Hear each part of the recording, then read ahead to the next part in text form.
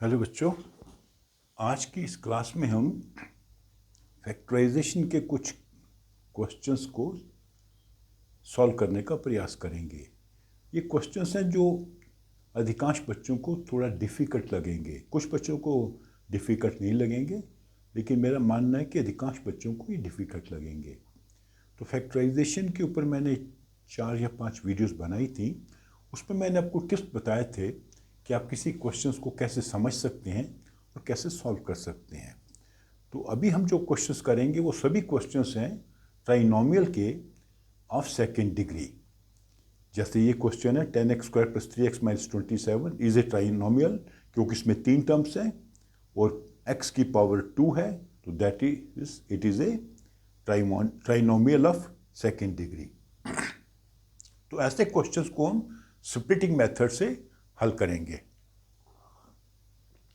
तो अभी हम समझ लेते हैं कि हमने जो मेथड समझा था कि हमने 2 नंबर्स पता करने हैं p and q, so that p + q जो है वो किसके बराबर होगा, x के कोफिशिएंट के बराबर, and p into q will be equal to product of a and c। यहाँ पर a है 10 और c है -27, दैट इज -270। अभी देखिए, जब 2 नंबर्स को मल्टीप्लाई कर रहे हैं, आंसर है नेगेटिव, तो दैट मीन्स एक नंबर तो नेगेटिव होना चाहिए। One thing. सेकेंड है, इनका प्रोडक्ट 270 होना चाहिए। तो 270 के हमें ऐसे 2 फैक्टर्स चाहिए जिनको मल्टीप्लाई करें तो 270 बने, लेकिन जिनको ऐड करें तो 3 बने। अभी क्विकली मैं बताऊं, जैसे अगर p लेते हैं हम 18, तो q लेते हैं -15। ये दोनों 18 एंड 15 270 के फैक्टर्स हैं।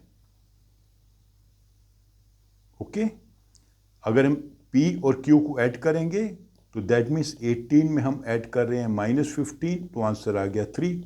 वो यही हमें चाहिए था। और अगर p एंड q को मल्टीप्लाई करेंगे दैट मीन्स 18 इंटू -15 -270। तो p और q जब हमें पता लगे, हम इस टर्म को स्प्लिट कर सकते हैं।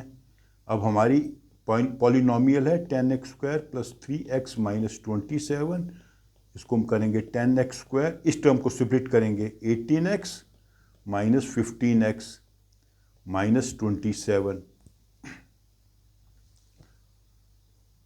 ओके, तो अभी हम क्या करते हैं, इन दोनों में से कॉमन क्या लेंगे, 2x। 2x जब कॉमन लिया तो अंदर आ जाएगा 5x और यहाँ पे आ जाएगा 9। यहाँ पे हम क्या करेंगे, -3 को कॉमन निकालेंगे, 5x + 9। 5x + 9 एक फैक्टर है, वो दोनों टर्म्स में कॉमन है, उसको बाहर ले लिया, अंदर आ गया 2x - 3। तो ये इसका आंसर हो गया। तो ये थोड़ा सा आपने देखना है कि आप p एंड q कैसे ढूंढेंगे। ओके, अभी एक और क्वेश्चन कर लेते हैं। मान लीजिए हम लेते हैं 4x² + 16x + 15। अभी ये सभी टर्म्स पॉजिटिव हैं, तो p एंड q भी पॉजिटिव होने चाहिए। ठीक है, p + q क्या होना चाहिए, 16, एंड p इंटू q क्या होना चाहिए, 15 इंटू 4। a और c को मल्टीप्लाई करना है 60। अब देखिए 16 और 60 एकदम आपको क्लिक करना चाहिए। p हो जाएगा 10, q हो जाएगा 6, यस, क्योंकि p + q हो जाएगा 10 + 6 16। That is the requirement. p into q is 10 into 6 is 60। That is the requirement. तो अभी हम इसको 16x को स्प्लिट करेंगे, कैसे, 4x² + 10x + 6x + 15।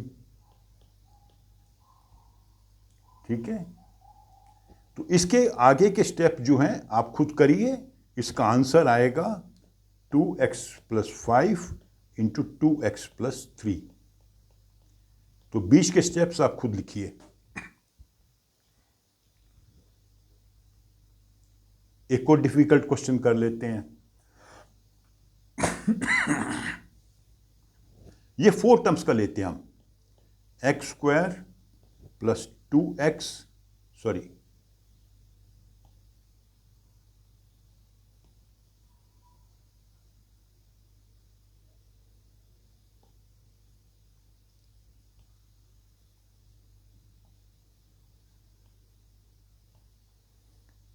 2x+1 minus y²।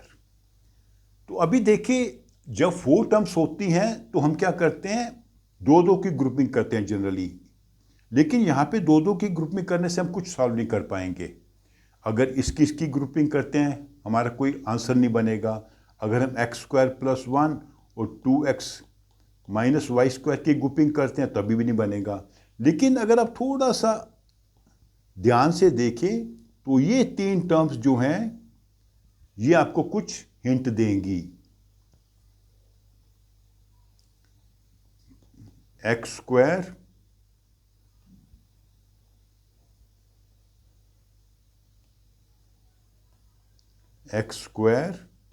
Plus 2 into 1 into x, इसको मैंने ऐसे लिखा 2x को 2 इंटू 1 इंटू एक्स, और 1 को कर दिया 1² माइनस y²। तो ये चीजें अगर आपको ये फॉर्मूला याद है, ये आइडेंटिटी याद है, तो अब क्विकली आपको लगना चाहिए कि 1 और 1² एक ही होता है। 1² इज इक्वल टू 1, तो इसको हम 1² लिख सकते हैं। तो ये वाली आइडेंटिटी हम यूज कर पाएंगे।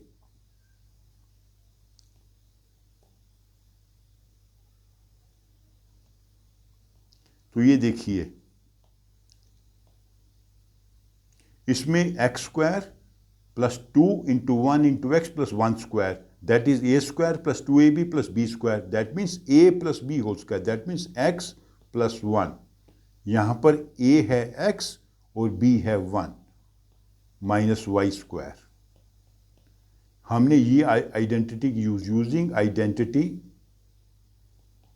दिस।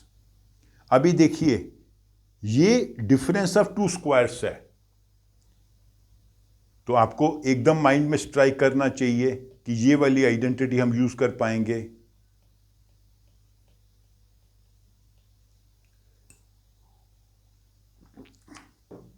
तो अगर आपने आइडेंटिटीज याद की हैं तो आपको इमीडिएटली क्लिक करेगा कि ये एक स्क्वायर है, ये दूसरा स्क्वायर है, दोनों का डिफरेंस है।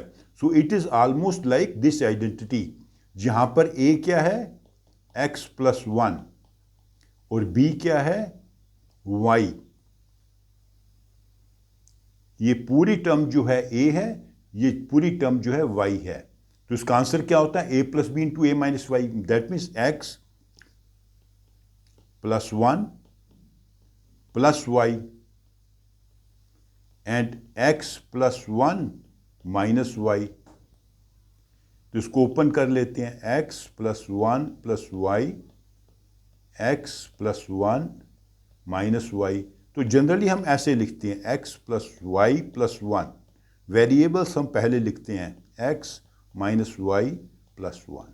तो ये इसके फैक्टर्स हो गए इस आइडेंटिटी के, जिसमें 4 टर्म्स हैं।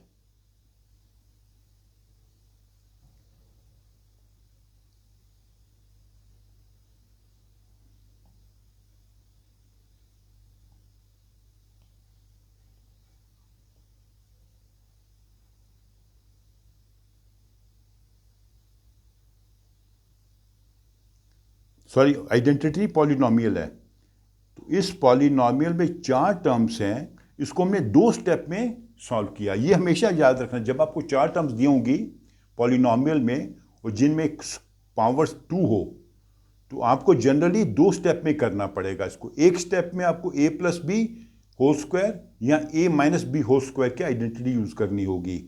सेकेंड स्टेप में a² माइनस b² की आइडेंटिटी यूज करनी होगी। ठीक है, एक और मैं डिफिकल्ट क्वेश्चन करके बताता हूं आपको।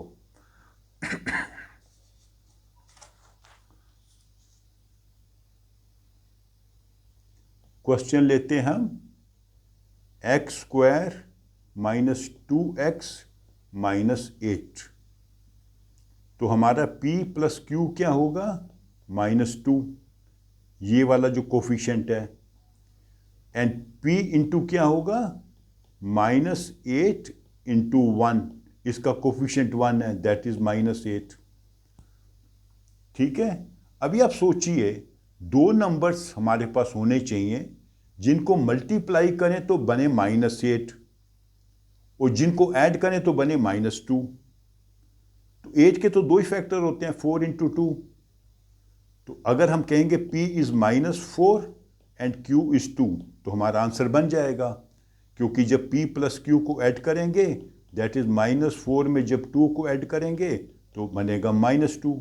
That was the requirement.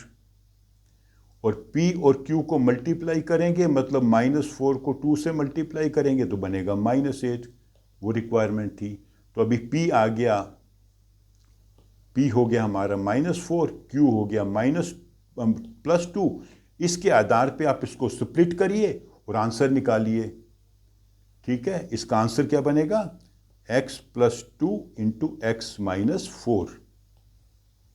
तो ये आप खुद स्टेप्स, जो बीच के स्टेप्स हैं वो आप खुद लिखिए। एक और डिफिकल्ट क्वेश्चन कर लेते हैं। a² minus b² minus 10b minus 25। अभी देखिए, अगेन इसमें 4 टर्म्स आ गई, लेकिन आपको थोड़ा सा क्लिक करना चाहिए। ये a² है, b² है, -10b है, 25 है, 25 5 का स्क्वायर होता है। तो यहां से आपको कुछ क्लिक करना चाहिए। क्या क्लिक करना चाहिए कि क्या मैं a + b² की आइडेंटिटी यूज कर सकता हूं? तो कैसे करेंगे? इस आइडेंटिटी को थोड़ा रीराइट करते हैं। a², हम क्या करेंगे, ये तीनों माइनस टर्म्स हैं तो हम माइनस को बाहर ले आते हैं। अब तीनों पॉजिटिव हो जाएंगी, p² + 10b + 25। इन तीनों से हम माइनस टर्म को बाहर ले आए, माइनस साइन को। एक्चुअली लिखना चाहिए था -1। -1 फैक्टर को हम बाहर लेके आए हैं, लेकिन 1 जनरली हम लिखते नहीं है।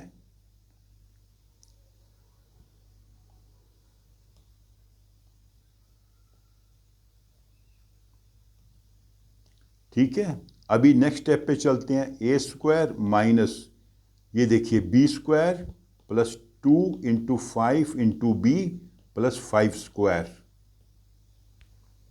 ये जो मैंने कहा था कि यहां से आपको हिंट मिलना चाहिए। तो ये हो गया हमारी जो आइडेंटिटी है, दो को ऐड किया, उनका स्क्वायर किया, तो a² + 2ab + b²। इसको आप कैसे भी लिख सकते हैं, xy करके भी लिख सकते हैं आप। अगर आप ऐसे लिखें x + y whole square, x + 2xy + y², same ही चीज़ है। तो ऐसे चलो कर लेते हैं, चूंकि यहाँ पे ab है तो हम xy लिखते हैं आइडेंटिटी में। तो यहाँ पे x क्या है? b, और y क्या है? 5। इस पार्ट में, तो इस पार्ट को हम इस आइडेंटिटी से फैक्टराइज करेंगे। तो ये क्या बनेगा? a² माइनस, हमारा क्या आंसर होना है यहाँ पे? x + y whole square. तो x है b और 5 है y। अब देखिए, दो टर्म्स हैं, दोनों स्क्वायर्स हैं और उनका डिफरेंस है। तो इसके लिए हम यूज कर सकते हैं identity x² - y² = x + y into x - y। ऐसे क्वेश्चंस में दो बार आपको ये फैक्टराइज करना पड़ेगा, दो आइडेंटिटी यूज करनी पड़ेगी। और इस आइडेंटिटी में x है a और y है b + 5। तो ये दो टर्म्स का स्क्वायर्स का डिफरेंस है। It is difference of squares of two terms. तो इसके लिए ये आइडेंटिटी यूज करेंगे। तो क्या आंसर बनेगा? x + y, तो x है a प्लस, इसको भी ब्रैकेट में ही शो करते हैं। दूसरा क्या होगा, x माइनस वाई, तो ये क्या बनेगा, ओपन कर देंगे a प्लस बी प्लस 5, इसको ओपन करेंगे a माइनस बी माइनस 5, तो ये आपका आंसर बना। ठीक है, तो आप ऐसे क्वेश्चंस की प्रैक्टिस कीजिए तो आपका पूरा कॉन्फिडेंस लेवल भी बढ़ जाएगा और आपको इस टॉपिक की अच्छी समझ भी आ जाएगी। ओके, तो आप मेरी वीडियो को लाइक करो और अपने फ्रेंड्स के साथ शेयर करो। Thank you.